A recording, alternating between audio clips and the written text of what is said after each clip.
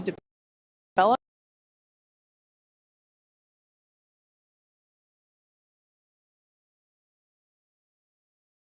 SpaceX. It will be the world's most powerful launch vehicle once fully developed and have twice the thrust of the Saturn V rocket. But the key breakthrough with Starship is that it will be fully reusable and capable of carrying up to 150 metric tons of payload to orbit in a reusable configuration and up to 250 metric tons when expendable.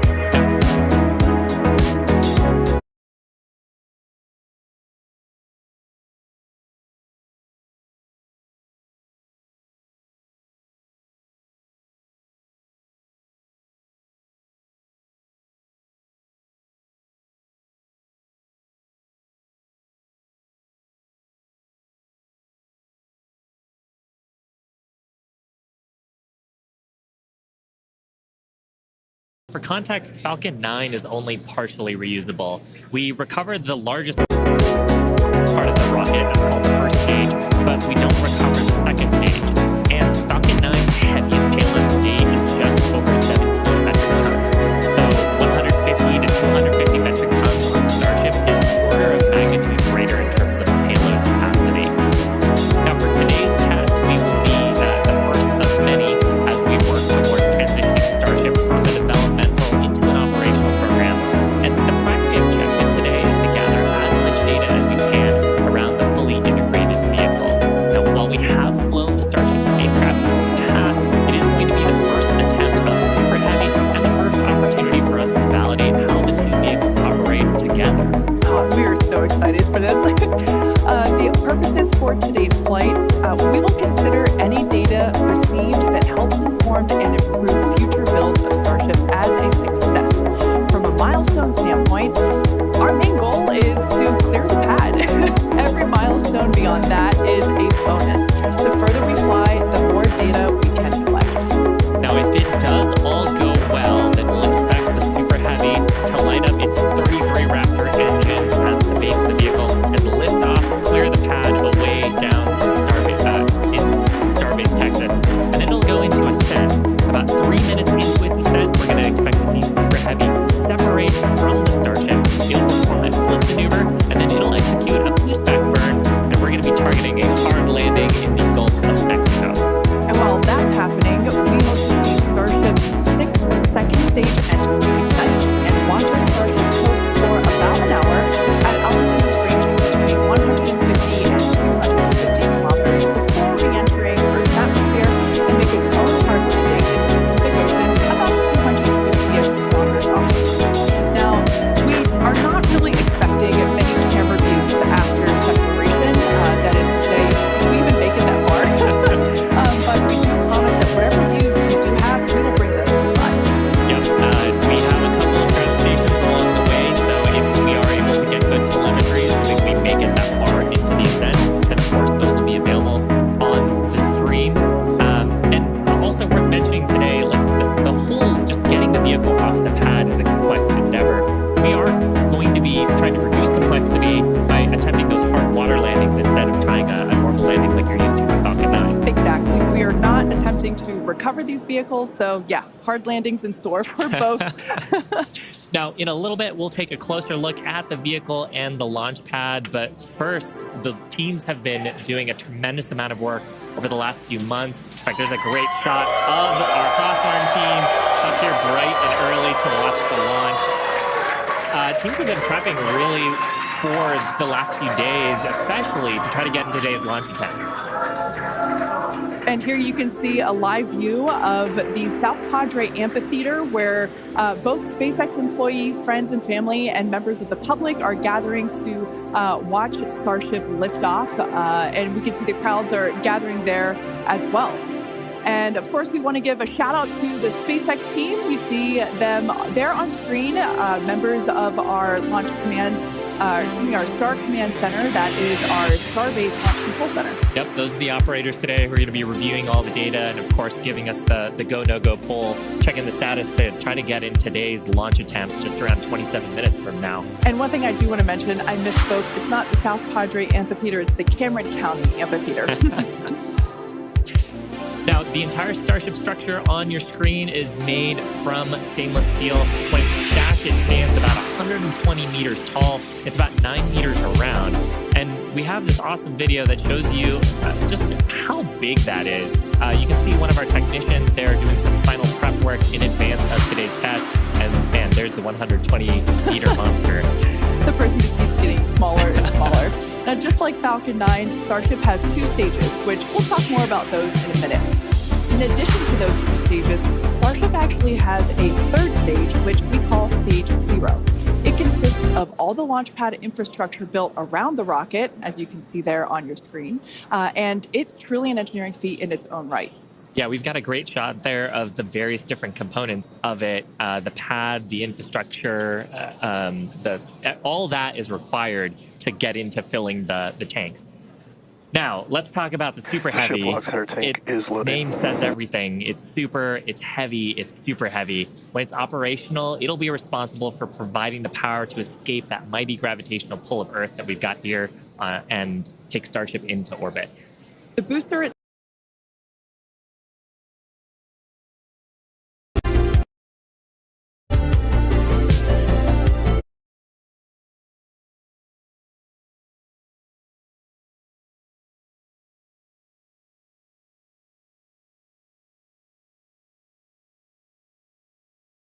itself stands about 70 meters tall and is roughly the same height as a fully integrated Falcon 9, which is just so crazy to me.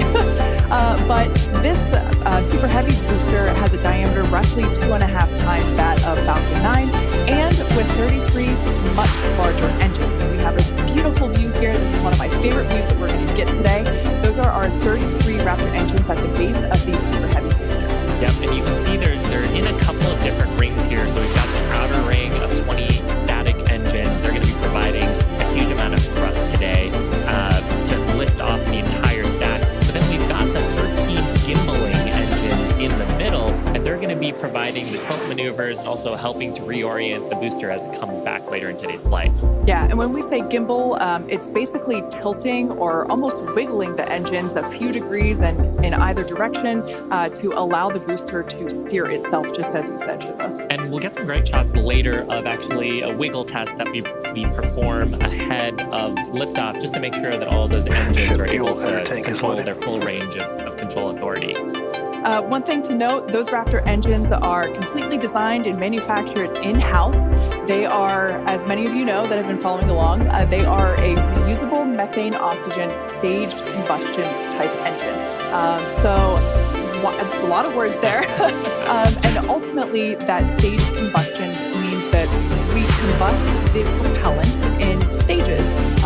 We kind of pre-combust them in a pre-burner, and by doing so, it allows the engine to be more efficient, i.e. more powerful. Yeah. Now, like Falcon 9, the Super Heavy has 4 grid fins to assist with orienting itself in its return back to Earth. We got a shot of it there beneath the Starship's aft flaps. Now, as we talked about earlier, Super Heavy is not going to be attempting a land landing today, but with this flight test, we're still trying to get as much data as we can. We're focusing on the fundamental systems and operations, so that's the liftoff portion, but we are going to try to get some data on how the fins work and for that water landing that Super Heavy is going to be making afterwards. I love that great view of the fins there. Now, Starship, or the spacecraft, is the 2nd stage, and it makes up the top portion of the vehicle. It's designed for carrying passengers and cargo to Earth orbit and beyond. It stands about 50 meters tall, which is a little taller than the Statue of Liberty. It's comprised of 6 Raptor engines, 3 sea level and 3 vacuum engines, which are optimized to operate in the vacuum of space, and they provide a maximum of 258,000 tons of thrust in vacuum. Spacecraft is also outfitted with 4 flaps to help aerodynamically control the vehicle's attitude, which you can see those 2 forward flaps there on your screen now. So they help control the vehicle's attitude during atmospheric flight and enable precise landing at the intended location. Now, one thing we got to mention, the heat shields. They are iconic. Starship is wrapped in a heat shield, which is composed of 18,000 hexagonal ceramic tiles designed to insulate the vehicle during that atmospheric entry. And that's really important because the temperatures can be as high as 2,600 degrees Fahrenheit. The hex-shaped tiles, like the ones that Shiva and I have, roughly make up about 2/3 of the vehicle. We can see that we have some different shapes. Mine is slightly curved. As you can imagine, it sits on the curved portions of the Starship vehicle. Now, the one that I've got is a hexagonal tile that's more flat, and it's really used for the flatter structures on the vehicle. And we need a heat shield because when you're coming back in from re-entry, we're going supersonic, we're compressing all the air ahead of us. That ends up causing a lot of heating along the surface, and without a heat shield, that would go straight into the structure. Yeah, one thing that's amazing to me, especially when I first picked up one of these heat shield tiles, is that they're so light. They almost feel like they're made out of foam. They're that light, and they kind of sound like it too. And one thing that we do want to mention, in order to reject the maximum amount of heat during that entry, like Shiva was just saying, they're black, and that's because black helps reject that heat that is building up on the exterior of the heat shield. Now, Starship is designed for vertical takeoff and landing as opposed to taking off and landing like an airplane. And that's because that's really important because we don't have runways on the Moon or Mars. Fortunately, at those destinations, the gravity is not as high as it is here on Earth. On Mars, the gravity is just 1/3 of what it is here on Earth, and on the Moon, it's just a sixth. So in both of those cases, Starship, with just its engines, can take off without needing the super heavy booster like we do need here on planet Earth. Now, for today's test, Starship does not have its landing lights attached because, like we said before, it won't be returning anywhere. Starship is expected to make a very hard ocean landing, which, if we even make it that far and manage to get any views, it will certainly make for a very exciting end to today's test. At this point in time, we are 20 minutes, or just over 20 minutes from liftoff. Let's check in with John Innsbrucker for a status update. Hey, John, how's it looking? Thanks, Kate. I'm John Innsbrucker, Principal Integration Engineer here at SpaceX. We're currently loading propellant from the ground system into both the first and second stages. Now, both vehicles use the same two propellants. That commonality helps build the reliability. And the fuel today is liquid methane. That's at a temperature of just over 100 kelvins. That's about minus 272 degrees below zero on the Fahrenheit scale. Now, liquid methane is a different fuel from Falcon 9. That booster uses RP1 kerosene. However, our oxidizer is liquid oxygen, and that's the same as Falcon 9. Because there is no oxygen in space to support combustion, we have to bring our own. Now, leading up to where we are right now, we had a go-no-go poll. That was conducted just after T-minus 2 hours. And once the team gave their goes, we started loading propellants onto the booster at T-minus 1 hour and 39 minutes. At T-minus 1 hour and 22 minutes, we began propellant loading of the ship. The second stage you can see on your screen right there. Now, propellant loading of the Starship's second stage main tanks completed at about the T-minus 27-minute mark, at which time we then began loading the two header tanks in the nose of the second stage. Now, at T-minus 3 minutes, when the first stage super heavy propellant loading completes, that means we'll have all the propellant on the rocket, and the vehicle will be fully loaded with over 10 million pounds of propellant. Now, right now, at T-minus 19 minutes and counting from liftoff, the weather and winds are looking good. We have been watching the ground level winds. They're at 18 miles an hour. As the morning continues, they will increase, but that is below our limits right now. We're also looking at upper altitude winds. We're waiting for one more balloon, but we believe that we're going to be go. On the launch vehicle itself, the teams, the good news, they're not working any issues right now. But if for some reason we do not make our test flight today, if we have to hold, we have a backup launch window. However, we're not sure when it would be. It could be 24 or 48 hours after today. It'll depend on how far we get into the countdown. But right now, heading for a T0 at 8:28 Central, 13:28 Universal Time. Kate, everything is looking good. Awesome news. Now, in order to make life multiplanetary, we need a fully reusable vehicle that's capable of carrying a huge amount of cargo and a lot of people to orbit and have a pretty quick turnaround. The idea is to effectively reuse launch vehicles just like airplanes. Yeah, imagine if you had to wait for a new airplane to be constructed every time you wanted to fly. You'd rarely go anywhere, and for most of us, it would be completely unaffordable. In order for us to get to Mars and back with lots of people, lots of cargo, multiple times, reusability really is a must. In advance of our first missions to Mars, Starship will execute a number of missions with both cargo and people, starting with Earth orbit and eventually expanding to the Moon and beyond. Now, in the near term and a bit closer to home, Starship will also be critical to other programs. Once fully operational, it'll deliver the full-size and upgraded version of our Starlink satellites, and that's super exciting because our next-generation satellites represent a step forward in Starlink's capabilities and will allow us to connect millions of more people around the world with high-speed internet to watch launch webcasts. Such an exciting future ahead of us, but first, let's talk a little about how we got to where we are today. Now, Starship's testing ramped up in July of 2019 with our Starhopper prototype, sort of a short version of the Starship that we see today. There's a great photo of it. It was just over 18 meters tall. It had a single Raptor engine, and we had it to test fly and perform low-level altitude maneuvers and attempt landing. The initial test flight, or hop, reached about 20 meters in altitude. That was followed by the one that you've got on your screen here. This was our 150-meter altitude hop. We went up, took a little jaunt away, about 100 meters or so away from the launch pad, used that Raptor engine to fly and actually land, and actually this hopper is actually down in Starbase now. Yeah, I love this shot. It's just so fun to see it fly. After a series of 150-meter hop tests with earlier prototypes, the Starship program saw a major breakthrough during a test flight of a vehicle known as Serial Number 8, or SN8. You can see it there on your screen now.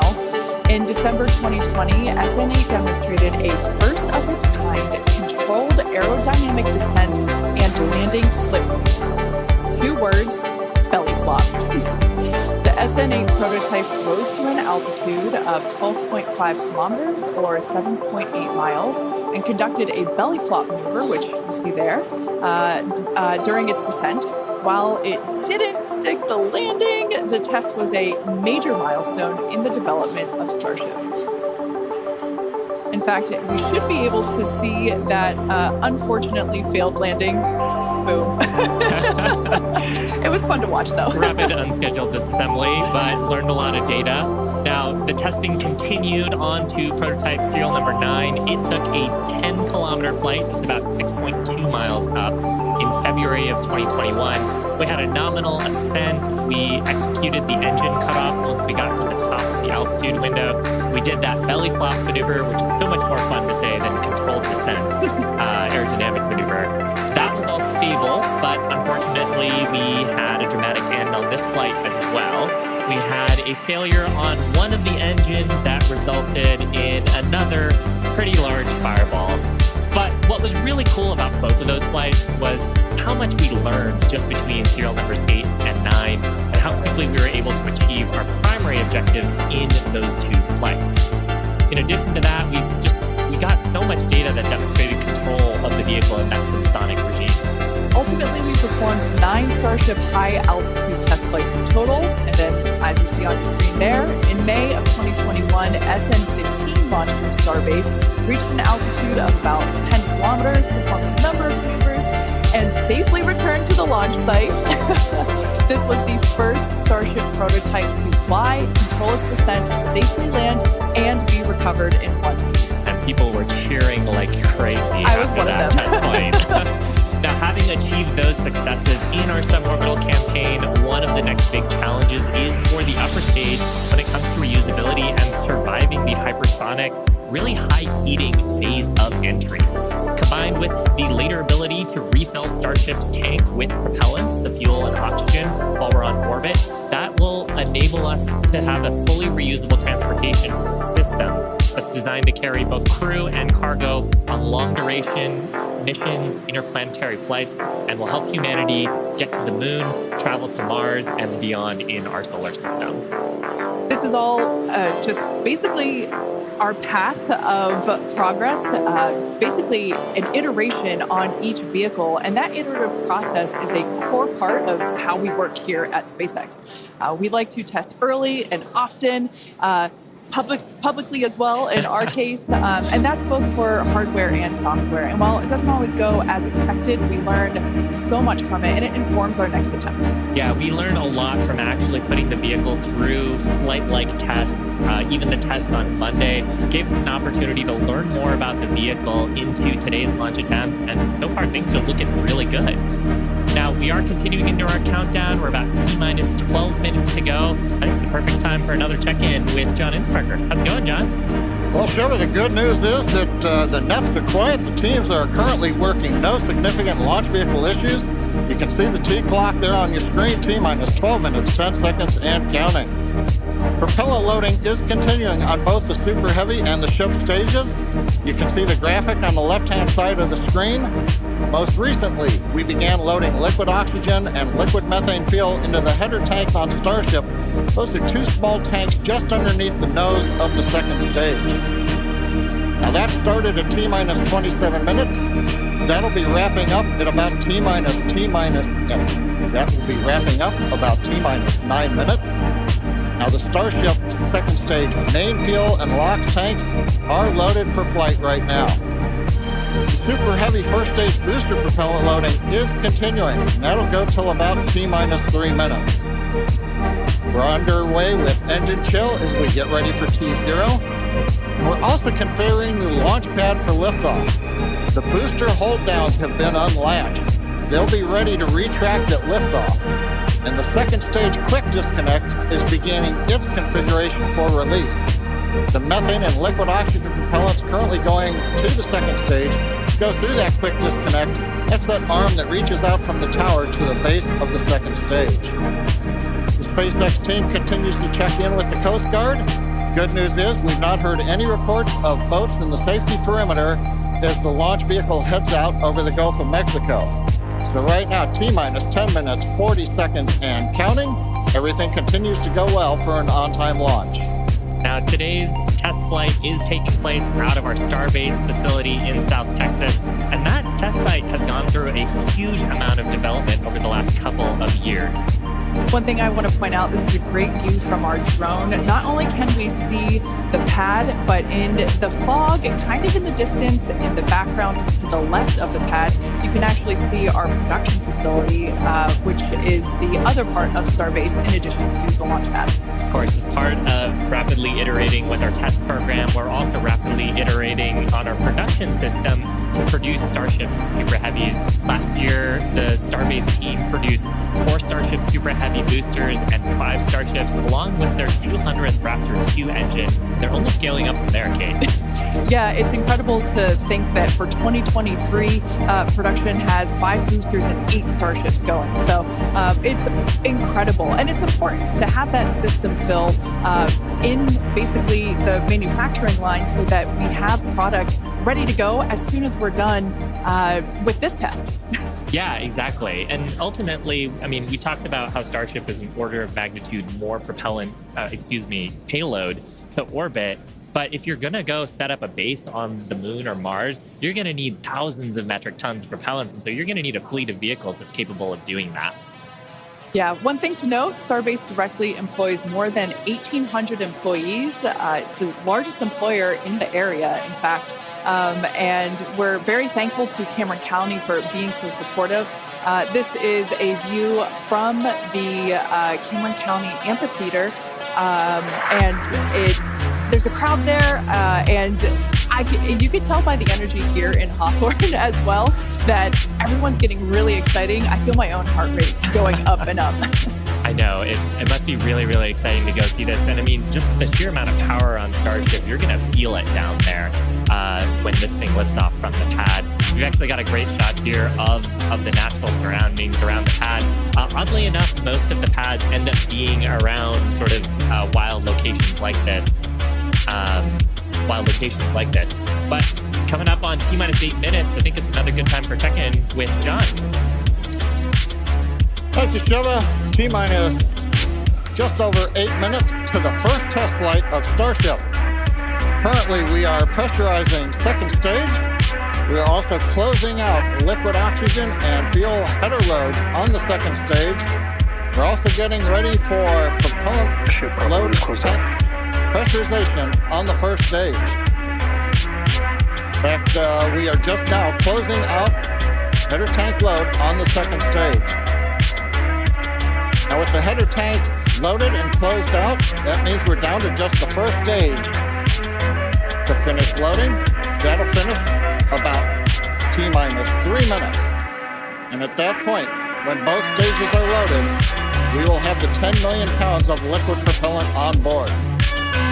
Now in the next few minutes, the guidance system will begin its final alignment for flight during the quiet period when the rocket's not doing anything. The automated flight termination system will be armed, and a final TVC checkout will be performed.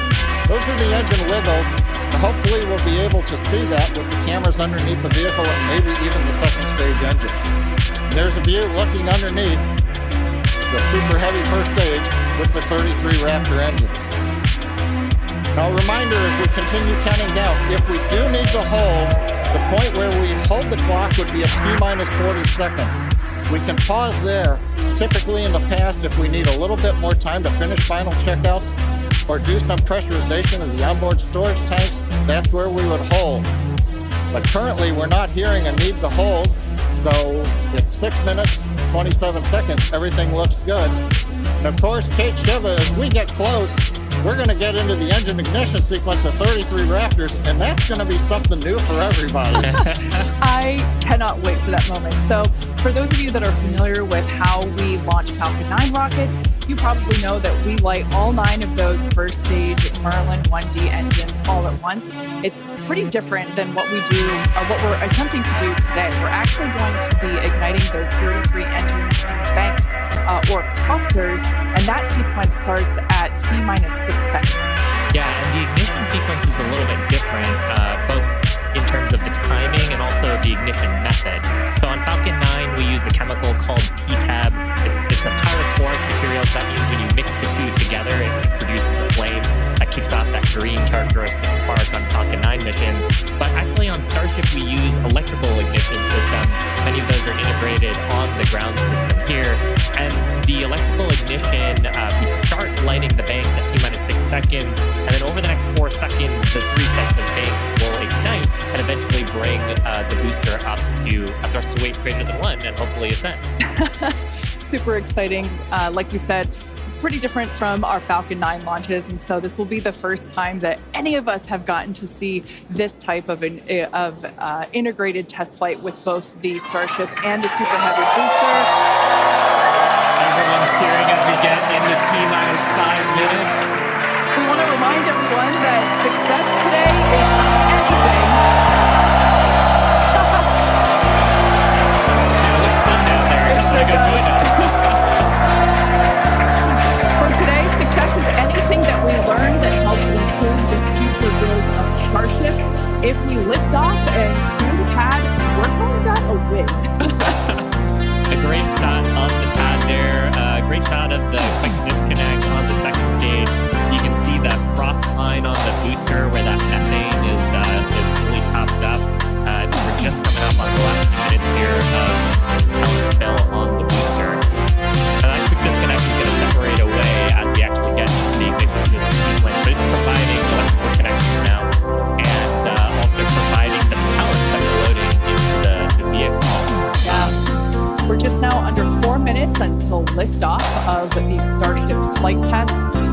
We've been following along for what honestly seems like days and days now, but really it kind of comes down to years.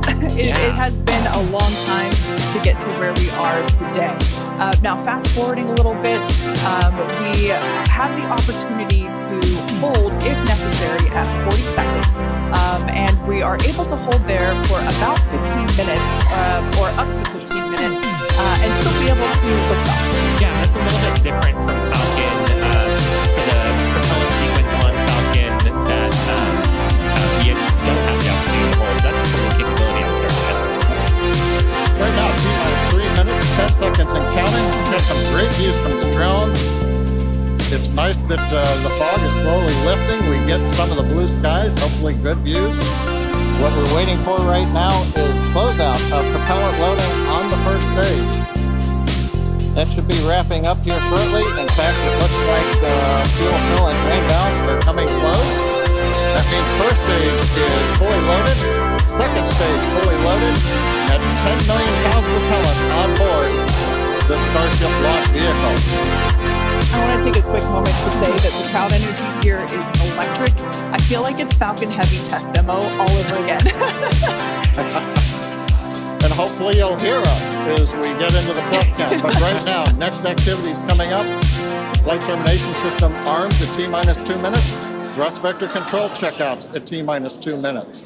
And then after that, major activity will be the T-minus 40-second gate.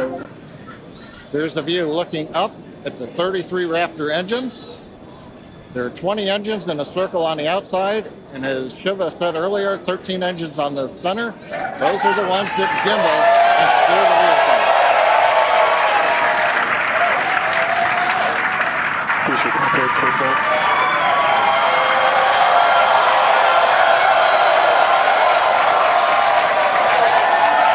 I don't think I've ever seen someone so excited for TVC wiggles. Love this view. These are the 33 Raptor engines at the base of the Super Heavy booster. I think we can see those wiggles now. We're currently inside 90 seconds. Next major activity, T-minus 40 seconds. That is a gate, a decision point. We're waiting. Possibility the propulsion team may need a few minutes. Flight termination system is armed for flight. We're getting ready for T-minus 1 minute and counting. No, T-minus 1 minute and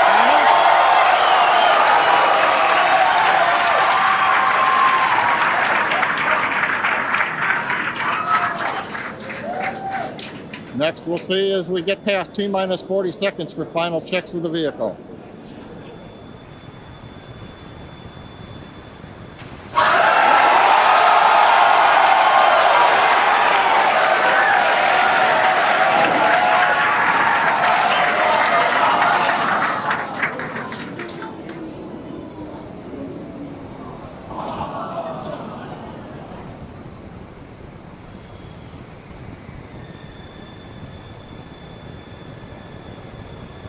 Okay, you can see the clock has recycled. Flight director has called a hold. We are recycling. For the moment, we'll see where they move the clock back to. They could hold at T-minus 40 seconds. They could go to an earlier point. Give us a minute to listen into the nets, and we'll see if we can get you more information to share.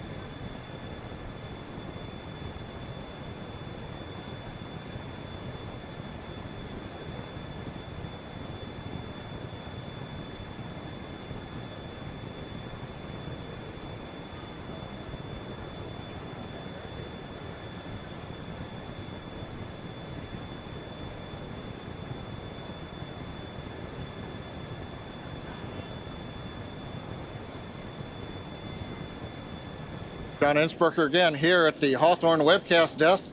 We're holding at T-minus 40 seconds. What we've heard so far is we have a couple of issues we're working. One is the booster tank pressurization. Final pressurization was just a little bit long. That's not unusual. We've held at T-minus 40 seconds before to pressurize. That appears to have been resolved. At the same time on the second stage, they're working some final purging. We should know very shortly if that is cleared and if we'll continue the countdown. Everyone, especially that person, is excited to keep going. Like John said, we should know shortly if we are able to continue. But as we mentioned before, we are able to hold up to 15 minutes and still be able to lift off today. Yeah, on Falcon 9, it's a little bit different. Once we start propellant loading, we pretty much have to go at the targeted time. Otherwise, the propellants can warm up and we may not have the performance for that particular mission profile. It's a little bit different on Starship. Folks, if I can interrupt, yeah, it looks like they're clearing all the flags and we're going to release at T-minus 40 seconds. That is amazing news. Amazing. Team working quickly through their issues on first and second stages.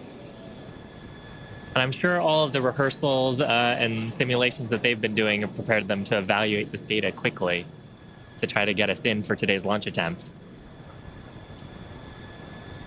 For those of you just joining, we have a brief hold at the T-minus 40 second mark. The team is resolving one issue with the bleed purge on the stage 2 Raptors. Like John just said, the teams are quickly working that, and it looks like the flags are being cleared as we speak. So we should be able to resume the launch countdown any moment now. And it's worth noting on Starship that once we resume the countdown, it restarts from the 40-second period, and then we keep going unless another condition pops up. So stick around because Starship could be going here real soon. Don't walk away, that's for sure. Amazing views here coming to us from Starbase, Texas. Cheering to close the start again.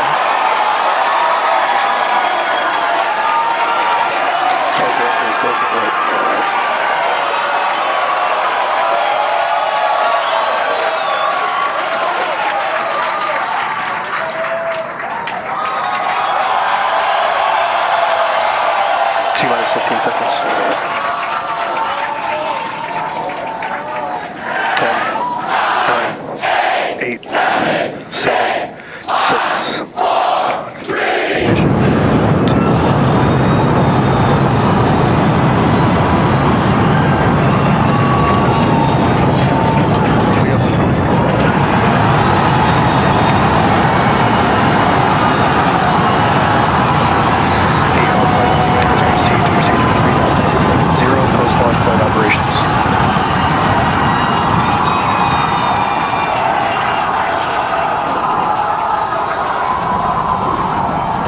Your chamber pressure is nominal. 2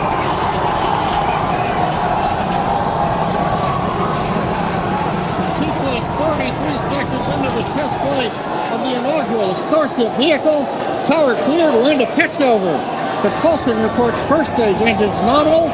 What a sight from the ground cameras at Starbase. We're flying at twice the thrust of the Saturn V heading to space. Authorization of signal, surface proceed. We're throttled down and throttled back up. Going through the period of maximum aerodynamic pressure.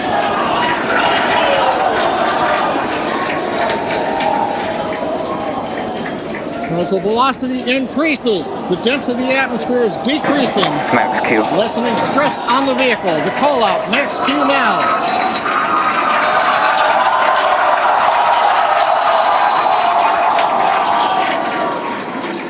Continuing to watch the first stage as we head down range.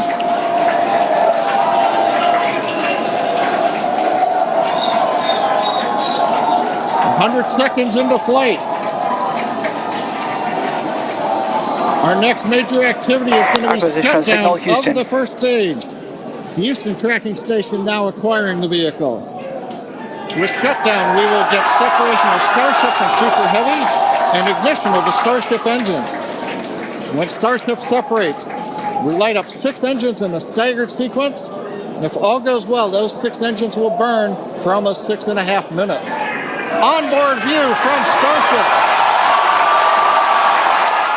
And there's views of the Raptor engines on the second stage as we prepare for stage separation. Now after stage separation, the first stage will flip and begin a boost back maneuver for landing in the Gulf.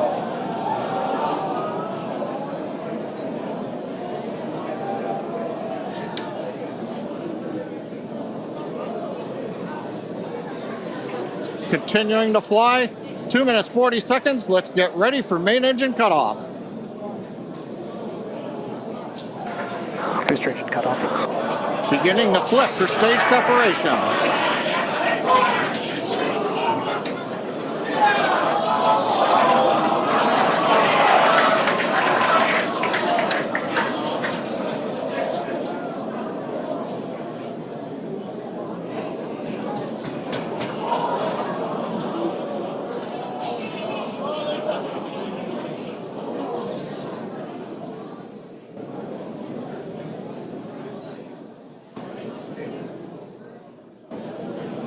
As of right now, we are awaiting stage separation,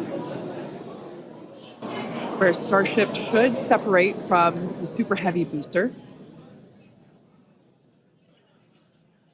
Yeah, Kate, right now it looks like we saw the start of the flip, but obviously we're seeing from the ground cameras the entire Starship stack continuing to rotate. We should have had separation by now. Obviously, this is does not appear to be a nominal situation.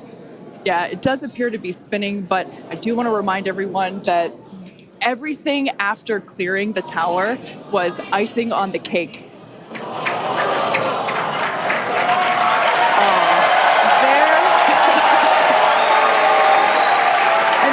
As you saw, as we promised, an exciting end to the Starship inaugural integrated test flight.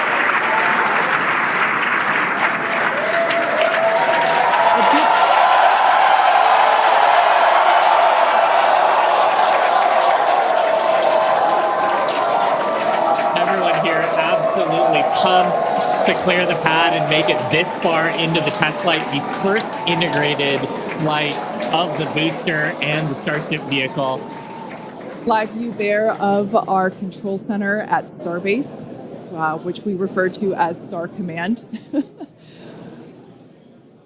As we said before, obviously we wanted to make it all the way through, but to get this far, honestly, is amazing.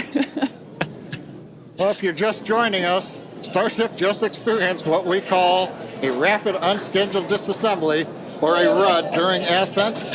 But now this was a development test. This is the first test flight of Starship, and the goal was to gather the data, and as we said, clear the pad and get ready to go again. So you never know exactly what's going to happen, but as we promised, excitement is guaranteed. And Starship gave us a rather spectacular end, but was truly an incredible test thus far. Now, as we mentioned at the start of today's program, any and all the data that we collected during the test is going to help us with further development of Starship, and it's going to improve the vehicle's reliability as SpaceX seeks to make life multiplanetary.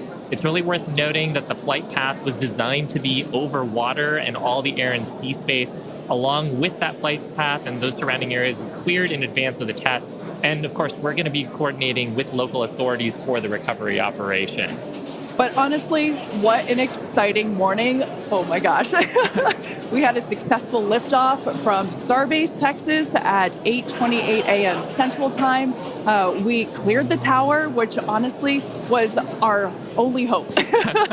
We cleared the tower, and all the data that we collected all the way through all those Raptor, those 33, although I think we saw that 3 Raptor engines were out. But we got all that data, and we got so far as to hoping to see the Starship, the second stage, separate from the first stage, the Super Heavy booster. And unfortunately, we didn't make that happen, but that's okay. It was the first integrated launch, and honestly, today was amazing. Absolutely incredible day. We made it through a number of those initial test objectives with getting booster ascent, getting all the way through the countdown, working some issues at the end. Like, totally really fantastic day. Got through the gate at T-minus 40 seconds on the second try. everything released, the hold downs, the quick disconnect arms, everything moves out of the way. And then we got the vehicle off of the pad, through max Q, all the way up to stage separation, even starting into the prep for stage sep. And then, as we say, a lot of excitement. Yep. Honestly, my face has had a smile on it since liftoff, and now my face hurts. Now, since we don't have any insights on the cause of our rapid unscheduled disassembly at this point, we're going to end our webcast here. Teams will continue to review the data and work toward our next flight test. But before we go, a big congrats to the entire SpaceX team on an exciting first integrated flight test of Starship. And of course, a shout out to our viewers. We appreciate you joining us. And as always, we thank you for your interest in Starship, SpaceX, and your ongoing support. Till next time.